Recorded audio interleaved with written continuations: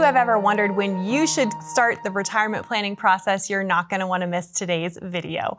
I'm Kristen Oakley here with David Lundberg. He is the founder of Love Light Flourish, based right here in the Phoenix area.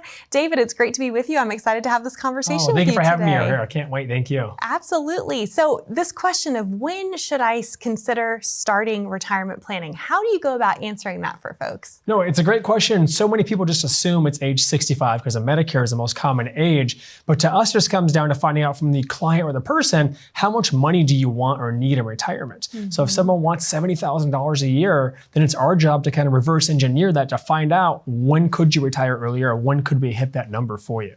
And are you finding that a lot of folks are wanting to retire sooner than what the traditional retirement age has been? Absolutely. I mean, I think most people out there, they don't want to retire at 65. Just to them, that's just all they know by default is Medicare and Social Security. But when they come to us, typically at age 50 or 55 even, we can help show them plans that can have them retire at age 60 or have them retire at age 58.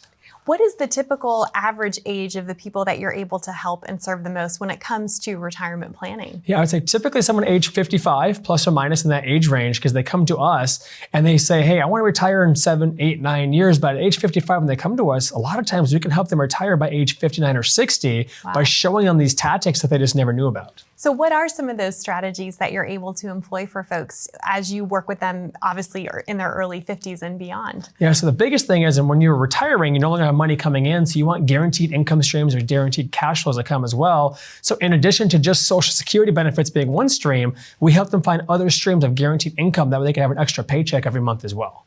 Now, I know that a lot of folks watching, they might be outside of that retirement red zone, if you will, right? Outside of that 5 to 10 year window of retirement. I mean, is it ever too early to get started? And conversely, is it ever too late? Let's talk about that. Yeah, I mean, I think even we have a lot of people in their mid 40s. We have 45-year-olds that will come over to us and we can show them already by planning to save extra money these next 7 or 8 years, they can retire by age 55 even. So if someone does come to us, giving us at least 10 years of time, that 10 years of time can give you back 15 years of extra freedom.